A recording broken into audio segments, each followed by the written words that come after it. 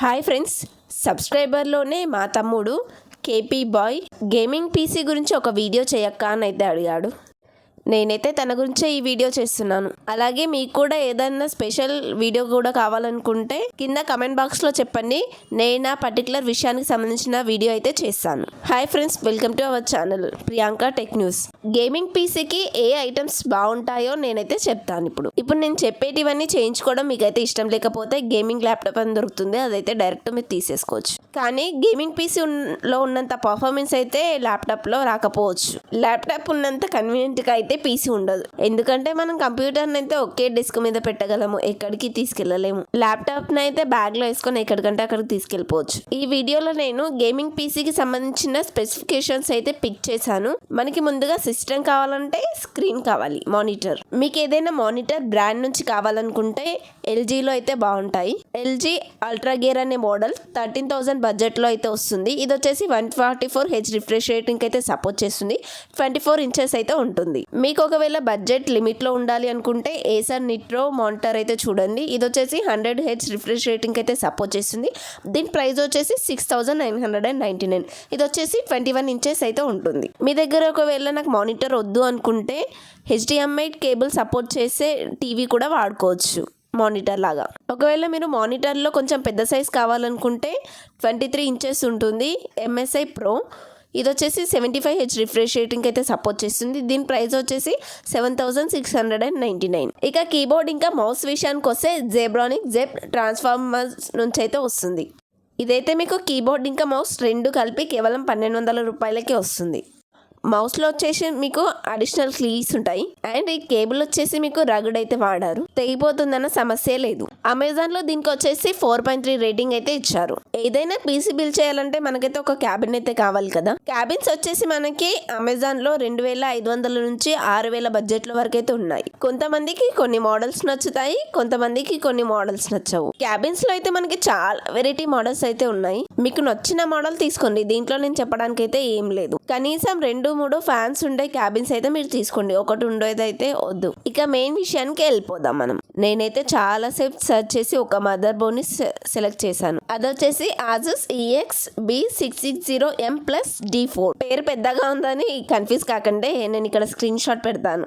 దీని ప్రైస్ వచ్చేసి ప్రస్తుతానికైతే 15,000 బడ్జెట్ అయితే చూపిస్తుంది. నేను వచ్చేసి ఇంటెల్ 12 Gen కి సరిపోయే మదర్ బోర్డ్ అయితే సెలెక్ట్ చేశాను. ఈ మదర్ బోర్డ్ వచ్చేసి హై స్పీడ్ కి అయితే సపోర్ట్ చేస్తుంది. అలాగే గ్రాఫిక్ అన్ని కూడా బాగా సపోర్ట్ చేస్తుంది. ఇది వచ్చేసి LPDDR4 ర్యామ్ సపోర్ట్ తో అయితే వస్తుంది. 128GB వరకు అయితే ర్యామ్ ఎక్స్పాండ్ చేసే అవకాశం ఉంటుంది. మీరు ఒకవేళ ఫ్యూచర్ లో ర్యామ్ ఎక్కువ కావాలనుకున్నా దీంట్లో మొత్తం 4 స్లాట్లు అయితే ఉంటాయి, యాడ్ చేసుకుంటే వెళ్ళిపోవచ్చు అంతే. ఒకవేళ దీని ప్రైస్ ఎక్కువైంది అనిపిస్తే మీకు ఇంకొక ఆప్షన్ కూడా ఉంది. ఇక మదర్ బోర్డ్ లో వచ్చేసి 2 ఆప్షన్స్ అయితే ఇచ్చాను, మీరు ఏదో ఒకటి సెలెక్ట్ చేసుకోవచ్చు. తర్వాత ఇక మెయిన్ స్టార్ ఐటమ్ వచ్చేసి ప్రాసెసర్ వచ్చేసి i5 12 Gen ప్రాసెసర్ అయితే సెలెక్ట్ చేస్తున్నాను. ఇది వచ్చేసి లాస్ట్ ఇయర్ ప్రాసెసరే, కానీ ఇప్పుడున్న ప్రాసెసర్ కి ఇది సమానమని చెప్పుకోవాలి. 6 కోర్తో అయితే వస్తుంది. 4.4 GHz మ్యాక్సిమం స్పీడ్ అయితే ఉంటుంది. ఇది వచ్చేసి గేమింగ్కి ఇంకా ఎడిటింగ్కి అయితే బాగా పనిచేస్తుంది. దీని ప్రైస్ వచ్చేసి ప్రస్తుతానికి 15,000 అయితే ఉంది. నేనైతే మీకు ఒక విషయం చెప్తున్నాను, ఇవన్నీ కూడా ఆన్లైన్ ప్రైజెస్ మాత్రమే. ఆఫ్లైన్ ప్రైజెస్కి దీనికైతే వేరియేషన్ ఉంటుంది. ఇప్పుడు నేను చెప్తున్న స్పెక్స్తో పీసీలు ఏవి రెడీమేడ్గా అయితే దొరకవు. ఈ స్పెక్స్ అన్నీ కలిపి మీరే బిల్డ్ చేసుకోవాలి, లేదంటే బిల్డ్ చేయించుకోవాలి. మీకు ఇంకా హై పర్ఫార్మెన్స్ కావాలి అనుకుంటే i7 12 Gen అయితే తీసుకోండి. ఈ మదర్ బోర్డ్ వచ్చేసి 12 Genకి సంబంధించిన అన్ని ప్రాసెసర్కి సపోర్ట్ చేస్తుంది. i7 ప్రాసెసర్ వచ్చేసి 25,000 అయితే ఉంది. i5కి i7కి మీకైతే దాదాపు ఒక 10,000 డిఫరెన్స్ అయితే ఉంటుంది, గుర్తుపెట్టుకోండి. ఎంఆర్పిలో అయితే చాలా ఎక్కువ ప్రైస్ ఉంటుంది, దాన్ని చూసి అయితే మీరు మోసపోకండి, ప్రైస్ అని అనుకోకండి. ఇది ఇంకా మనము గేమింగ్ కోసం ఇంకా ఎడిటింగ్ కోసం అనుకుంటున్నాం కాబట్టి గ్రాఫిక్ కార్డ్ అయితే కావాలి.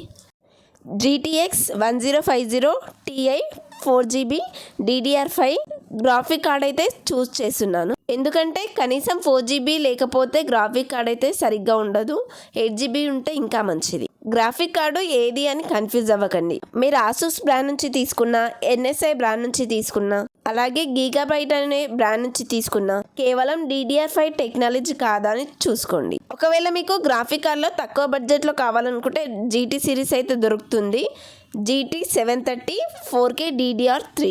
GT 730 వచ్చేసి కేవలం మీకు 4,000 రూపాయల బడ్జెట్లోనే వస్తుంది. కాకపోతే ఇది మీకు కేవలం DDR3 టెక్నాలజీతో మాత్రమే వస్తుంది. ఈ తక్కువ బడ్జెట్ గ్రాఫిక్ కార్డ్ పెట్టుకునే కన్నా i5 ప్రాసెసర్లోనే ఇంటిగ్రేటెడ్ గ్రాఫిక్స్ అని వస్తుంది, అదే మీకు సరిపోతుంది. ఈ బయట మోసం చేసే వాళ్ళైతే ఈ DDR3 గ్రాఫిక్ కార్డే పెట్టేసి మీకు మోసం చేస్తారు, జాగ్రత్తగా ఉండండి. డబుల్ వచ్చేసి మాత్రం మీకు DDR5 రేంజ్లో తీసుకుంటారు. ఇక ర్యామ్ వచ్చేసి 16GB ర్యామ్ అయితే మీరు తీసుకోండి. చాయిస్ వచ్చేసి మీరు 2 8GB స్లాట్స్ అయితే తీసుకోండి. అలాగే ఇది వచ్చేసి 4K బడ్జెట్లో వస్తుంది. మెమరీ వచ్చేసి SSDనే తీసుకోండి, అది కూడా 1TB ఉండేలా చూసుకోండి. సిస్టమ్ గేమ్స్ వచ్చేసి మ్యాక్సిమం 100GB కన్నా తక్కువ అయితే ఉండవు. సో 500GBతో అయితే మీరు సరిపెట్టుకోకండి. దీని కాస్ట్ వచ్చేసి మీకు 5,000 బిలోలోనే వచ్చేస్తుంది. ఇక ఈ మొత్తం కలిపేసి మీకు మానిటర్తో సహా 64,000 ఏమో అవుతుంది. అన్నీ చెప్పాను కానీ అసలు విషయం చెప్పలేదు కదా. సిస్టమ్ ఆన్ అవ్వాలంటే కావాల్సింది మనకి ఫస్ట్ పవర్. సిస్టంలో వచ్చేసి మనకి కనీసం 650 నుంచి 850 వాట్ SMPS అయితే వాడుకోవాలి. SMPS అంటే ఏం లేదు, దాంట్లో పవర్ సప్లై చేస్తుంది కదా, దాని పేరే SMPS. దీని ప్రైస్ కూడా 5K ఉంటుంది. ఏ బ్రాండ్ తీసుకున్నా పర్లేదు. దీనికి వారంటీ కూడా ఒక 2-3 ఇయర్స్ అయితే ఇస్తారు. నా బడ్జెట్ ప్రకారంగా అయితే మీకు ఒక పూర్తిగా 60,000 రూపాయల లోపే గేమింగ్ PC అయితే వస్తుంది. ఒకవేళ మీరు i7 ప్రాసెసర్కి వెళ్తే కనుక ఒక 10,000 ఎక్కువ అవుతుంది. మనకి గేమింగ్ ల్యాప్టాప్ కూడా ఆల్మోస్ట్ ఒక 60,000 బడ్జెట్లోనే ఉన్నాయి. కాకపోతే సిస్టమ్ చేసినంత పర్ఫార్మెన్స్ ల్యాప్టాప్లో అయితే చేయవు, ఆ విషయం అయితే అందరికీ తెలుసు. ల్యాప్టాప్లో వచ్చేసి మనము ర్యామ్ని, గ్రాఫిక్ కార్డ్ని, ప్రాసెసర్ని అయితే పెంచలేము. కంపెనీతో ఏ ప్రాసెసర్ వస్తుందో అదే ప్రాసెసర్ జీవితాంతం ఉండిపోతుంది. కానీ సిస్టంలో అలా కాదు, 2-3 ఇయర్స్కి ఒకసారి కొత్త ప్రాసెసర్ ఏదొస్తే అదే అప్గ్రేడ్ చేసుకోవచ్చు. ర్యామ్ కూడా అప్గ్రేడ్ చేసుకోవచ్చు, మెమరీ కూడా అప్గ్రేడ్ చేసుకోవచ్చు. అన్నీ అయినప్పుడు గ్రాఫిక్ కార్డు కాకుండా పోతుందా? అది కూడా అవుతుంది. ఓకే తమ్ముడు, నేను గేమింగ్ PCకి సంబంధించిన పూర్తి ఇన్ఫర్మేషన్ ఇచ్చానని అనుకుంటున్నాను. అలాగే నీకు ఇంకేమైనా టెక్కి సంబంధించిన ఇన్ఫర్మేషన్ కావాలంటే నాకు కింద కమెంట్లో చెప్పండి. అందరికీ కూడా ఏ డౌట్స్ ఉన్నా కూడా కింద కమెంట్లో చెప్పండి. నేనైతే నెక్స్ట్ వీడియో అదే చేయడానికి ట్రై చేస్తాను. ఈ వీడియో మీకు నచ్చిందని అనుకుంటున్నాను. ఈ వీడియో కనుక మీకు నచ్చినట్లయితే తెలుసు కదా, ప్లీజ్ లైక్ చేయండి అండ్ ప్లీజ్ పూర్తిగా అయితే మన వీడియోని చూడండి అండ్ సబ్స్క్రైబ్ కూడా చేసుకోండి. Thank you.